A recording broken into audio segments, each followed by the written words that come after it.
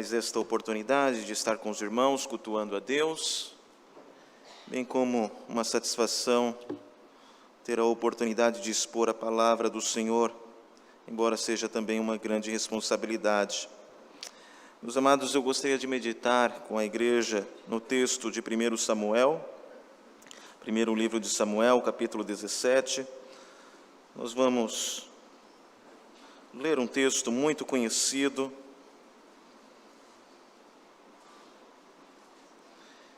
e por ser um texto conhecido, segundo Samuel, capítulo 17, versículo 31 em diante, por ser um texto conhecido, com muita ação, nós homens gostamos disso, ele por vezes é mal utilizado, fazendo com que pregadores exagerem em sua perspectiva triunfalista do texto. E é muito comum você ouvir a respeito deste texto frases como: lute contra os gigantes da sua vida, destrua-os, você pode superá-los, como enfrentar gigantes, como derrotar gigantes, ou algo do tipo. E há na internet até mesmo uma encenação muito mal feita de um pastor, né, derrubando um gigante de espuma, né? Coisas assim giram em torno deste texto quando mal interpretado. Eu vou ler o texto a partir do versículo 31, nós vamos caminhar até o versículo 54. Enquanto eu leio, com certeza você lembrará desta história. Acompanhe, portanto, a leitura de maneira reverente e na expectativa de que o Senhor fale conosco por meio de sua santa palavra. Este não é um livro comum, é a palavra de Deus, logo nós devemos ler e escutar a leitura da palavra com reverência. 1 Samuel, capítulo 17, versículo 31 em diante. Ouvidas as palavras que Davi falara, anunciaram-nas a Saul, que mandou chamá-lo. Davi disse a Saul: não desfaleça o coração de ninguém por causa dele. Teu servo irá e pelejará contra o filisteu. Porém Saul disse a Davi: contra o filisteu não poderás ir para pelejar com ele, pois tu és ainda moço, e ele guerreiro desde a sua mocidade. Respondeu Davi a Saul: teu servo apacentava as ovelhas de seu pai, quando veio um leão ou um urso e tomou um cordeiro do rebanho. Eu saí após ele e o feri, e livrei o cordeiro da sua boca. Levantando-se ele contra mim, agarrei-o pela barba e o feri e o matei. O teu servo matou tanto o leão como o urso. Esse incircunciso filisteu será como um deles, porquanto afrontou os exércitos do Deus vivo. Disse mais Davi: o Senhor me livrou das garras do leão e das do urso. Ele me livrará das mãos deste filisteu. Então disse Saul a Davi: vai-te, e o Senhor seja contigo. Saul vestiu a Davi da sua armadura e lhe pôs sobre a cabeça um capacete de bronze e o vestiu de uma couraça. Davi cingiu a espada sobre a armadura e experimentou andar, pois jamais a havia usado. Então disse Davi a Saul: não posso andar com isto, pois nunca o usei. E Davi tirou aquilo de sobre si. Tomou o seu cajado na mão e escolheu para si 5 pedras lisas do ribeiro e as pôs no alforje de pastor que trazia, a saber, no surrão, e lançando mão da sua funda, foi-se chegando ao filisteu. O filisteu também se vinha chegando a Davi, e o seu escudeiro ia adiante dele. Olhando o filisteu e vendo a Davi, o desprezou, porquanto era moço, ruivo e de boa aparência. Disse o filisteu a Davi: sou eu algum cão para vires a mim com paus? E pelos seus deuses amaldiçoou o filisteu a Davi. Disse mais o filisteu a Davi: vem a mim, e darei a tua carne às aves do céu e às bestas feras do campo. Davi, porém, disse ao filisteu: tu vens contra mim com espada e com lança, e com escudo. Eu, porém, vou contra ti em nome do Senhor dos Exércitos, o Deus dos exércitos de Israel, a quem tens afrontado. Hoje mesmo o Senhor te entregará nas minhas mãos, ferir-te-ei, tirar-te-ei a cabeça, e os cadáveres do arraial dos filisteus darei hoje mesmo às aves dos céus e às bestas feras da terra. E toda a terra saberá que há Deus em Israel. Saberá toda esta multidão que o Senhor salva, não com espada nem com lança, porque do Senhor é a guerra, e Ele vos entregará nas nossas mãos. Sucedeu que, dispondo-se o filisteu a encontrar-se com Davi, este se apressou e, deixando as suas fileiras, correu de encontro ao filisteu. Davi meteu a mão no alforje e tomou dali uma pedra, e com a funda lhe atirou, e feriu o filisteu na testa. A pedra encravou-se-lhe na testa, e ele caiu com o rosto em terra. Assim, prevaleceu Davi contra o filisteu, com uma funda e com uma pedra, e o feriu e o matou. Porém não havia espada na mão de Davi, pelo que correu Davi, e lançando-se sobre o filisteu, tomou-lhe a espada e desembainhou-a, e o matou, cortando-lhe com ela a cabeça. Vendo os filisteus que era morto o seu herói, fugiram. Então os homens de Israel e Judá se levantaram e jubilaram, e perseguiram os filisteus até Gate e até as portas de Ecrom. E caíram filisteus feridos pelo caminho de Saraim até Gate e até Ecrom. Então voltaram os filhos de Israel de perseguirem os filisteus, e lhes despojaram os acampamentos. Tomou Davi a cabeça do filisteu e a trouxe a Jerusalém, porém as armas dele pô-las Davi na sua tenda. Continuemos até o 58. Quando Saul viu sair Davi a encontrar-se com o filisteu, disse a Abner, o comandante do exército: de quem é filho este jovem, Abner? Respondeu Abner: tão certo como tu vives, ó rei, não o sei.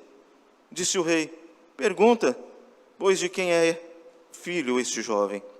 Voltando Davi de haver ferido o filisteu, Abner o tomou e o levou à presença de Saul, trazendo ele na mão a cabeça do filisteu.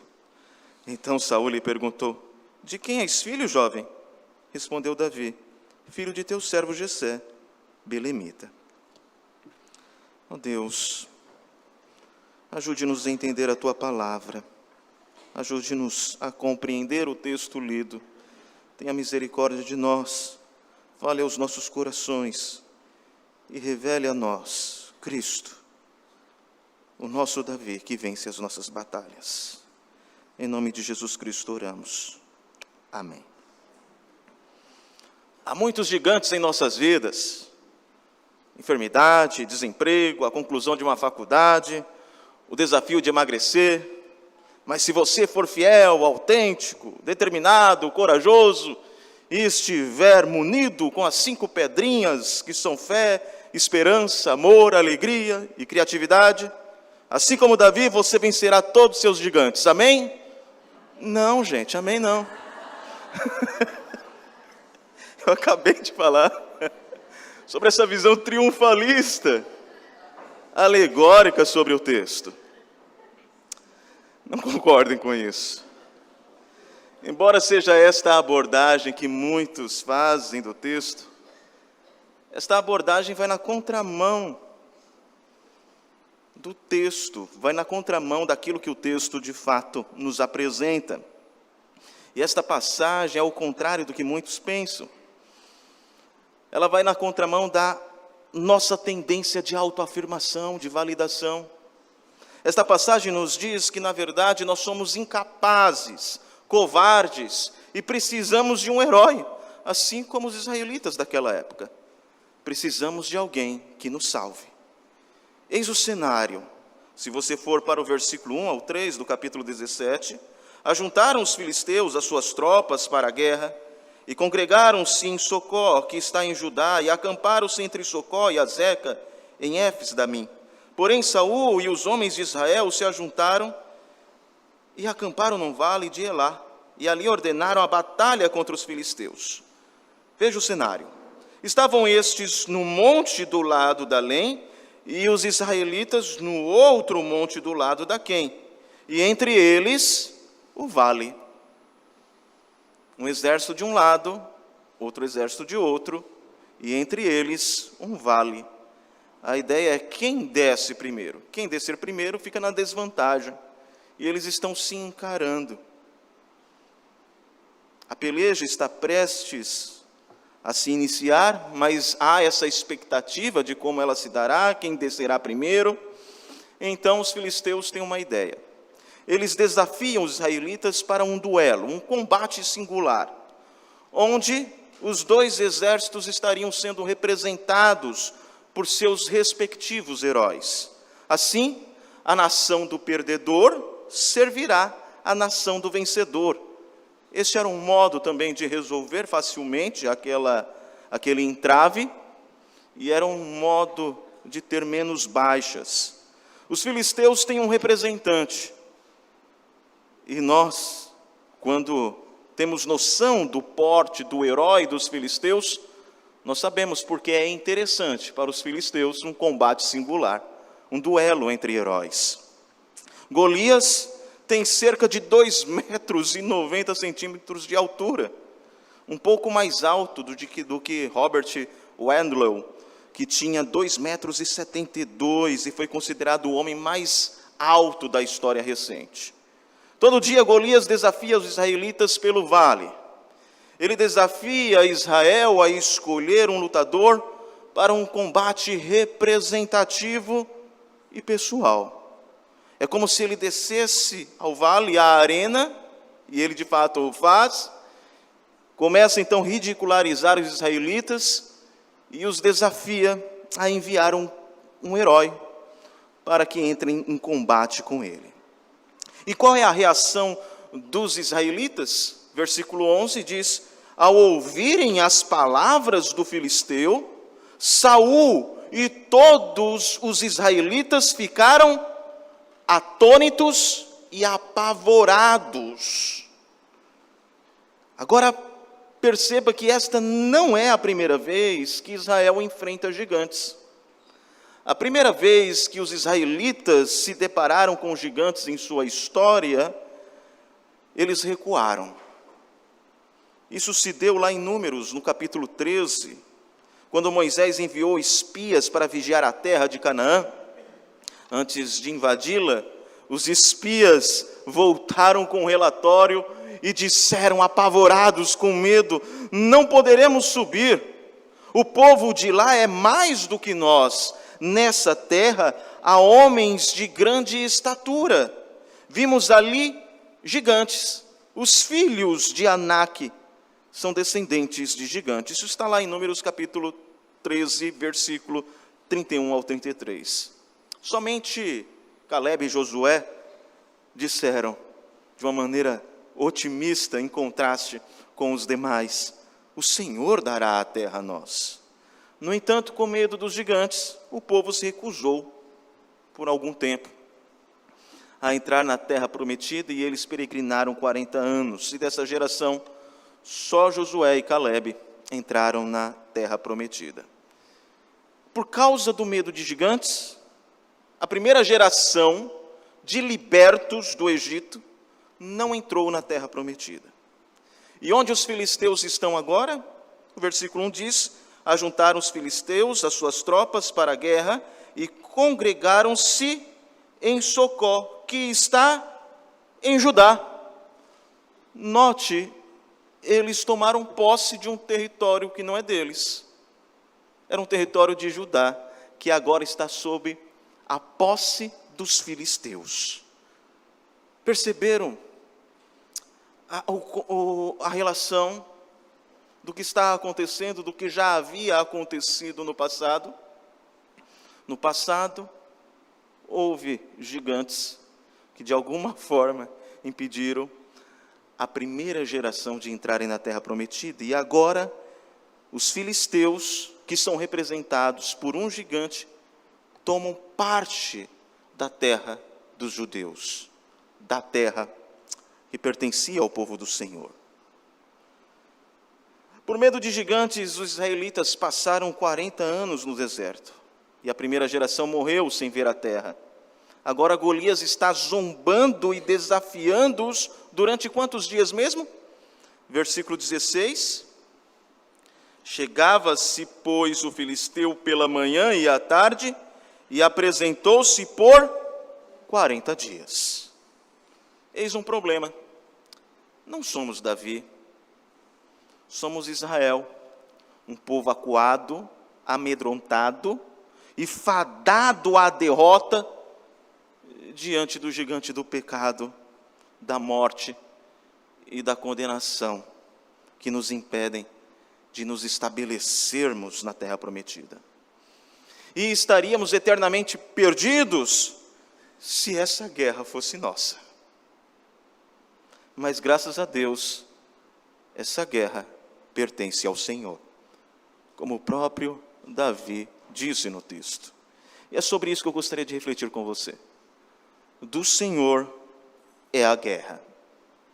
E isso nos leva a 3 conclusões. Isso significa que dele são os termos, logo ele determina o guerreiro, ele determina as armas e ele garante a vitória. Do Senhor é a guerra. Ele determina o guerreiro, ele determina as armas e ele garante a vitória. Primeiro ele determina o guerreiro. Quem? Davi. Mas quem é Davi? Davi é um desprezado. A ele é delegada uma tarefa simples. 1 Samuel 17, versículo 17. Jessé disse a Davi, seu filho, peço que você leve para os seus irmãos uma medida deste trigo tostado e estes 10 pães. Corra e leve isso para os seus irmãos no acampamento. Porém, estes 10 queijos, leve-os para o comandante de 1000. Veja como seus irmãos estão passando e traga uma prova de que eles estão bem. A Davi é delegado uma tarefa bem simples. Aquele que já havia sido ungido. E enquanto ele cumpre esta tarefa simples, a mando de seu pai, ele ouve no campo de batalha o desafio de Golias. Ele então pergunta sobre a recompensa de quem aceitar o desafio, e o versículo 16, nós lemos, falou Davi aos homens que estavam consigo, dizendo, que farão aquele homem que ferir a este filisteu e tirar a afronta de sobre Israel? Quem é, pois, esse incircunciso filisteu para afrontar os exércitos do Deus vivo? E o povo lhe repetiu as mesmas palavras, dizendo, assim farão ao homem que o ferir. Davi está incomodado, e o incômodo dele é que Israel, o exército do Deus vivo, está sendo afrontado. A sua preocupação, a sua atenção não é necessariamente a recompensa, mas sim a afronta que este povo está sofrendo.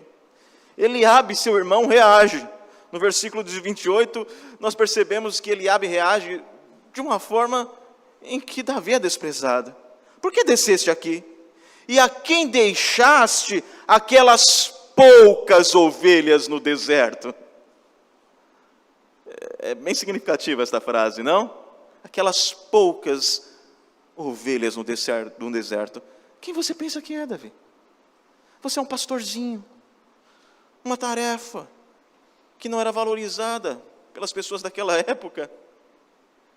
E além de pastor, você é pastor de poucas ovelhas.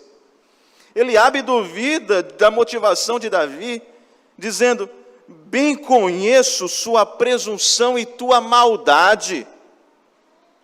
E Davi, no versículo 29, irá demonstrar que esse tipo de afronta era recorrente. Respondeu Davi, que fiz eu agora? De novo, fiz somente uma pergunta. Davi é alguém que não é muito considerado. Aí ele é dado uma tarefa muito simples, até aqui tudo bem. Ele é desprezado pelo seu irmão Eliabe. E agora ele vai ser desprezado depois que ele assume para si a incumbência de enfrentar o gigante. de uma maneira um tanto dócil, mas ele acaba sendo desprezado de alguma forma por Saul. Saul também despreza Davi, versículo 33. Porém Saul disse a Davi: contra o filisteu não poderás ir para pelejar com ele, pois tu és ainda moço, e ele guerreiro desde a sua mocidade. E nós lemos o final deste capítulo, e nós percebemos que até aqui, sequer houve interesse em Saul em saber a origem de Davi, embora Saul o conhecesse, mas nunca se importou com a origem de Davi. Ele tem algum interesse no finalzinho, depois que Davi vence Golias, ele pergunta para Abner: de quem é esse menino? Qual a sua origem? Qual a sua família? Mas até então, Davi não gerava nenhum interesse em Saul. Mas há outro que irá desprezar a Davi. Versículo 42. Olhando o filisteu e vendo a Davi, o desprezou, porquanto era moço ruivo e de boa aparência, não metia medo em ninguém. Era aquele tipo de pessoa que quando você se reúne para jogar futebol e tem aquele momento de escolher o time, né? Ele ia ficar por último para ser escolhido. Era um improvável herói. Ele é desprezado pelo seu irmão, por Saul. Ele é desprezado pelo gigante. E o seu pai o incumbe de tarefas muito simples. Davi é um desprezado, mas é o desprezado que confia em Deus. É desprezado, mas incrivelmente corajoso. Seus irmãos o desprezam, mas não tem sua coragem. Saul subestima Davi, mas não tem a sua iniciativa. Imagine o alto e, no entanto, praticamente derrotado rei Saul, com esse menino pastor, jovem e pequeno diante dele. E deste menino Saul tem que ouvir: não desanime, diz o menor dos homens, teu servo irá e lutará contra ele. E você pergunta: qual é a causa da coragem e da disposição de Davi? Davi responde, versículo 34, este seu servo apacentava as ovelhas do pai. Quando via um leão ou um urso e levava um cordeiro do rebanho, eu saía atrás dele, batia nele e livrava o cordeiro de sua boca. Se ele se levantava contra mim, eu o agarrava pela barba e o golpeava até matá-lo. Este servo matou tanto o leão como o urso. Este filisteu incircunciso será como um deles, porque afrontou os exércitos do Deus vivo. E Davi continuou: Yahvé me livrou. O Senhor me livrou das garras do leão. O Senhor me livrou das garras do urso. Ele me livrará das mãos desse filisteu. É um desprezado, corajoso sim, mas a razão da sua coragem está em Deus. É um desprezado que confia em Deus. E esse desprezado que confia em Deus se torna o representante do povo de Deus neste episódio. Ele é o ungido, ele é o Messias. Termo hebraico para ungido. O ungido pelo Espírito como rei de Israel. Agora se apresenta como o defensor do povo de Israel. A imagem de um herói improvável, desprezado, que se torna representante do povo de Deus, te lembra alguém? Se não lembra, permita-me te lembrar de alguns, ou melhor, te apresentar alguns dados, de alguém que foi desprezado também pelos seus irmãos. A Bíblia diz em João, capítulo 7, versículo 5, que nem seus irmãos criam nele. O profeta já havia dito que como um de quem os homens escondem um rosto, ele seria desprezado, e dele não faríamos caso. Você sabe de quem eu estou falando?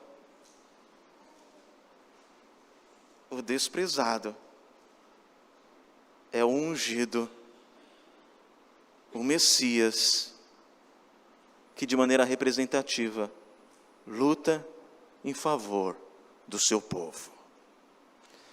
Em sua mais importante batalha, este herói, e agora eu falo de Cristo Jesus, foi confrontado com as profundas dores do inferno, mas confiou em Deus Pai.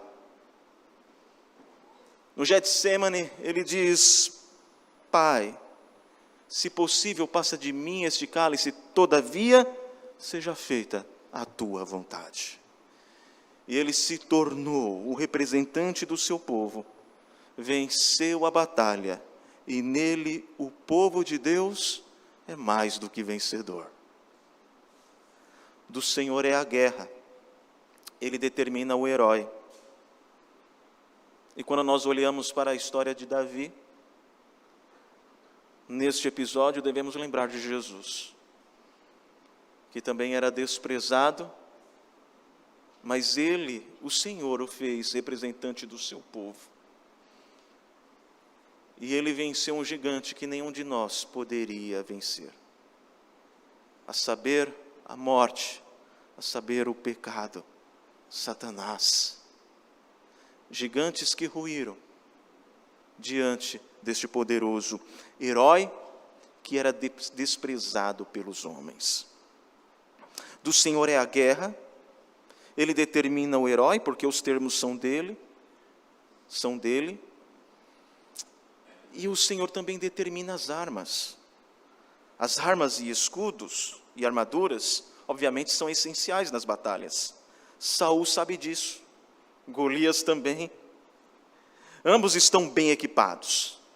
Mas só Davi parece saber que, ainda que importantes, esses recursos não são determinantes. Afinal, do Senhor é a guerra. Saul é o rei que o povo pediu para que pudesse proteger os israelitas de seus inimigos. Mas o povo havia sido enganado pela altura e pelo aspecto atlético de Saul. Mas agora Saul não consegue protegê-los. Saul, então, entre aspas, investe num herói improvável. Ele investe em Davi, mas tacitamente ele expressa a sua cosmovisão, a sua perspectiva da realidade. No versículo 38, Saul vestiu a Davi da sua armadura, ele pôs sobre a cabeça um capacete de bronze e o vestiu de uma couraça. Saul não é um ateu, ele de fato acredita no Senhor, mas para a batalha parece-nos que ele conta apenas com o que pode ver. A armadura de Saul revela que ele é um rei como os das demais nações. Ele compartilha da mesma perspectiva de Golias. Ele acredita que o poder está em armaduras, armas e experiência no campo de batalha. Em vez disso, o recém-ungido enfrenta os inimigos do povo de Deus sem os ornamentos de um rei, como os das nações. Cajado, pedras, alforge e uma funda para enfrentar um guerreiro de quase 3 metros de altura. E não só um grande guerreiro no sentido literal, mas muito bem equipado, veremos mais à frente. Saul é a imagem do crente que na vida pública conta tão somente com as armas comuns e se esquece do Deus que vence batalhas.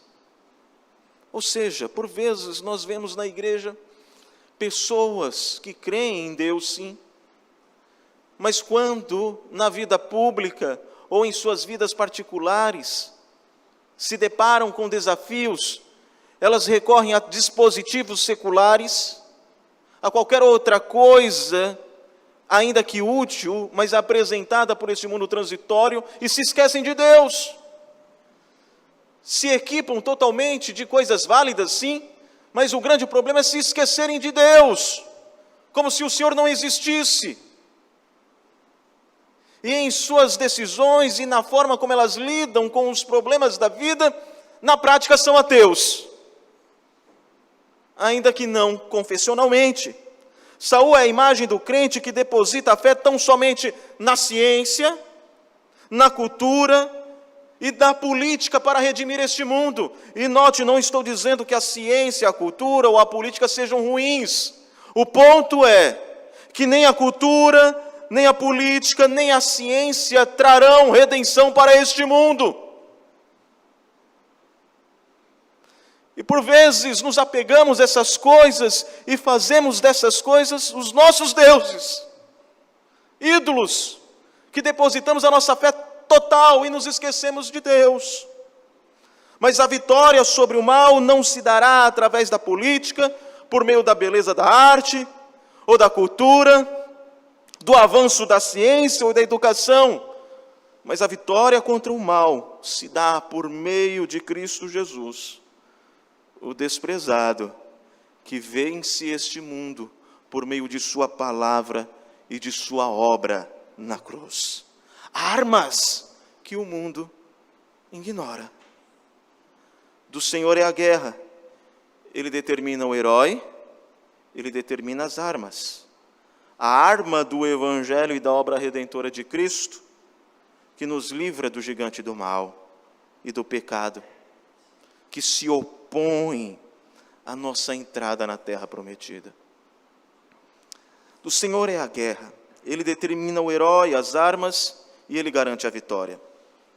O autor demonstra aqui, no versículo 4, um interesse pela armadura de Golias.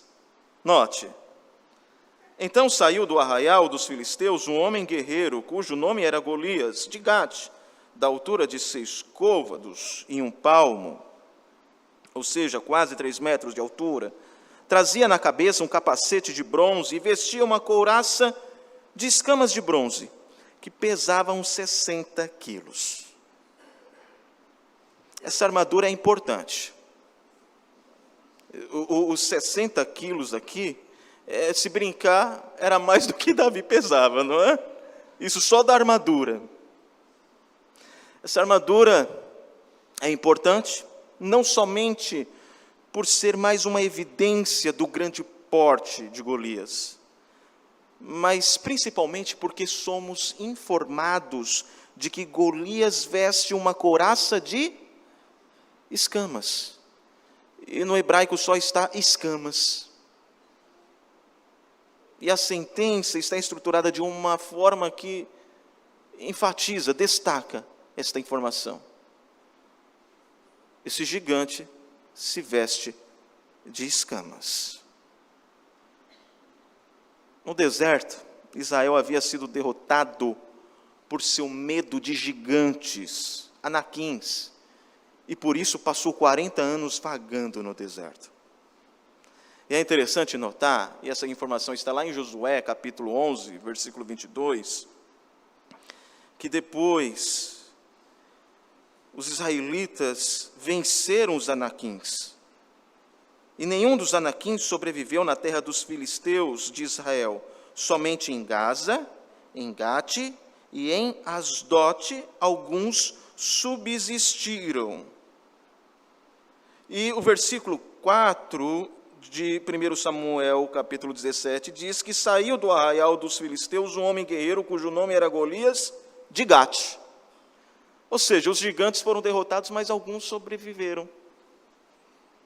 E foram para algumas cidades. Uma dessas cidades era Gate.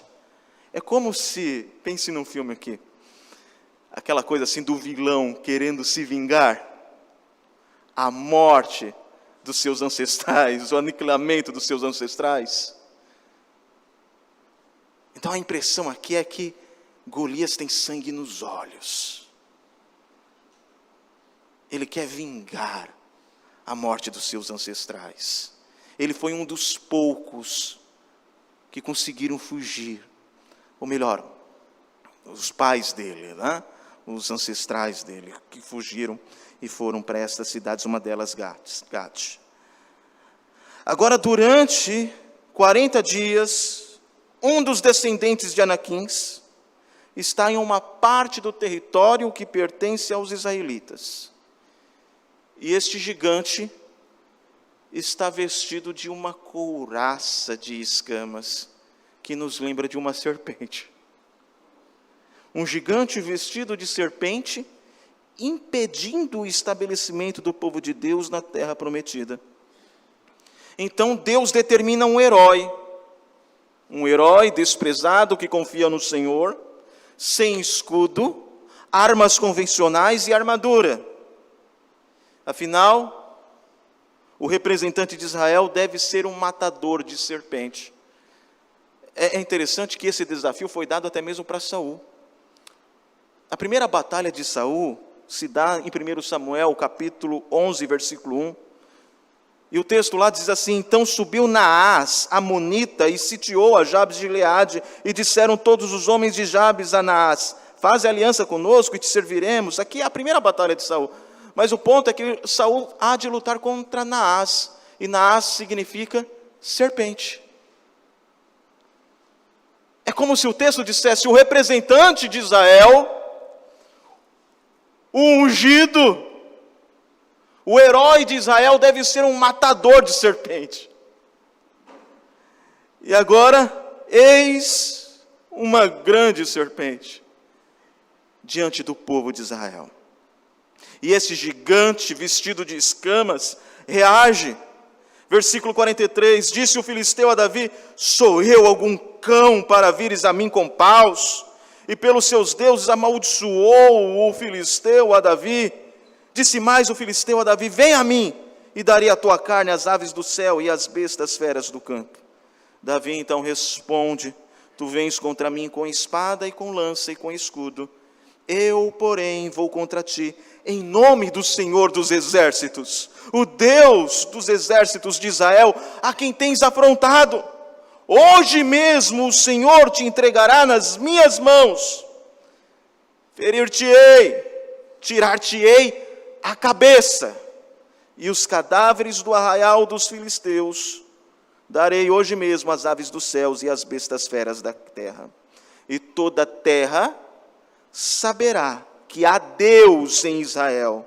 Saberá toda esta multidão que o Senhor salva, não com espada, nem com lança, porque do Senhor é a guerra, e Ele vos entregará nas nossas mãos. Diante disto, o filisteu avança. Versículo 48, dispondo-se o filisteu a encontrar-se com Davi, Davi não recua, antes se apressa, vai de encontro ao filisteu, deixando suas fileiras para trás. Ele avança nessa batalha sozinho. Correu de encontro ao filisteu, meteu a mão no alforje, tomou dali uma pedra e com a funda lhe atirou e feriu o filisteu onde?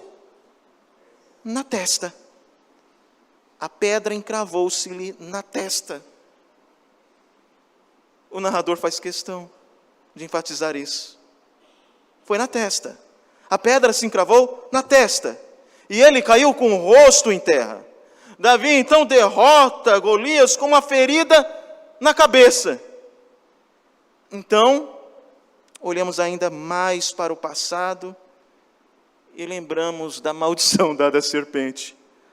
Porém, inimizade entre você e a mulher, e a tua descendência, entre a sua descendência e o descendente dela, e este lhe ferirá a cabeça, e você lhe ferirá o calcanhar.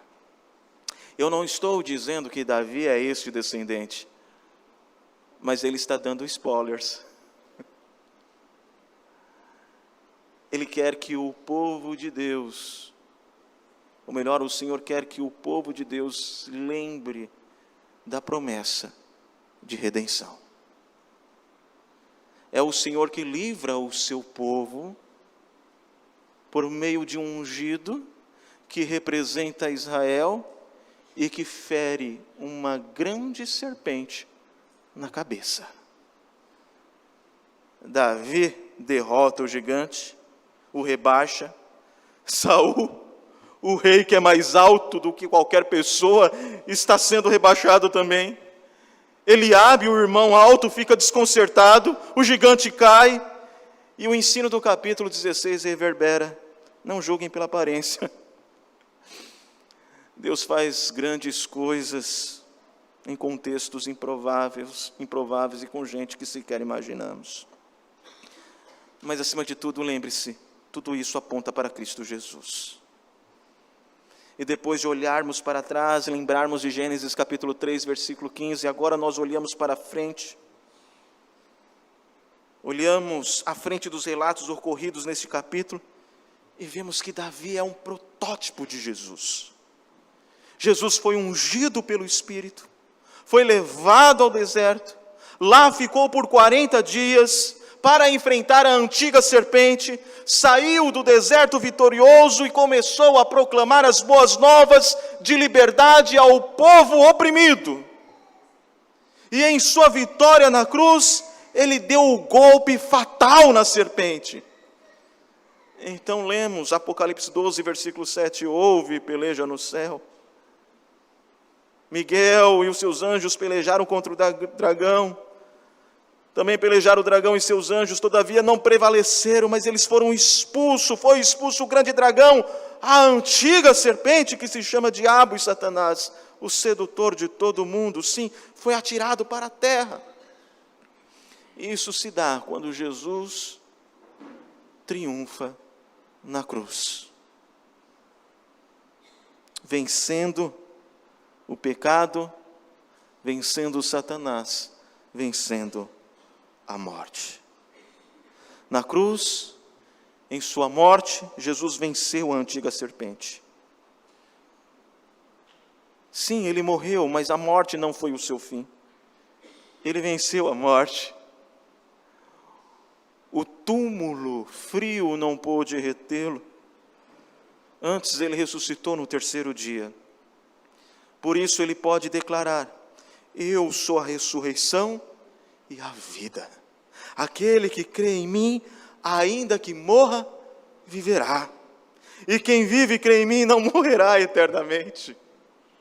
Cristo venceu a morte, logo não há mais lugar para o medo, para a insegurança em nossos corações. Ele morreu como um cordeiro, mas ressuscitou como um leão. Agora o menor e mais fraco crente pode encarar a morte e dizer: onde está, ó morte, a tua vitória? Onde está, ó morte, o teu aguilhão? Porque ele ressuscitou e vive, nós que estamos nele, não tememos o gigante da morte, pois ele foi derrotado pelo nosso herói, Cristo Jesus. Bem como o pecado, bem como Satanás, gigantes que nos impediam de nos adentrarmos à terra prometida. Meus irmãos, a guerra contra o gigante, a antiga serpente que nos impedia de entrar na terra que o Senhor nos dá, pertence a Deus. E é o Senhor que determina os termos dessa guerra. Vimos que Ele determina o herói, Ele determina as armas e Ele garante a vitória. E eu encerro com alguns pontos para meditarmos a respeito. Primeiro, meus irmãos, apliquemos os princípios deste texto e das verdades aqui expostas à forma como nós nos organizamos como igreja. Por vezes, quando nós pensamos na estrutura de liderança da igreja, nós avaliamos pessoas a partir dos padrões de fora. Queremos pessoas que têm sucesso lá fora, destaque lá fora. Mas os nossos padrões são outros, são bíblicos. As nossas considerações são outras. Nós cremos que Deus levanta pessoas desprezadas para serem instrumentos dele na igreja. Pessoas, obviamente, que devem corresponder aos critérios bíblicos.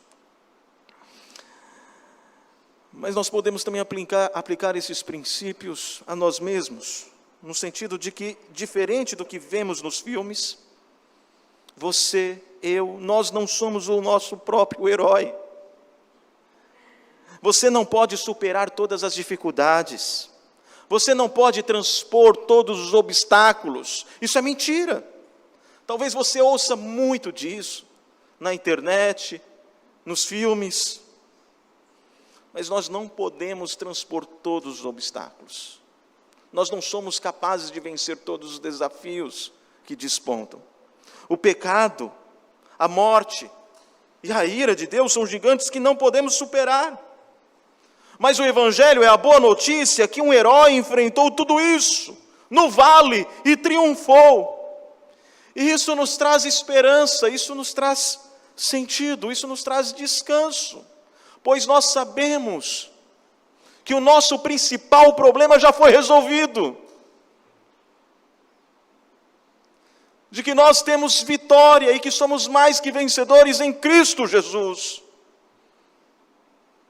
e que o nosso fim é a glória,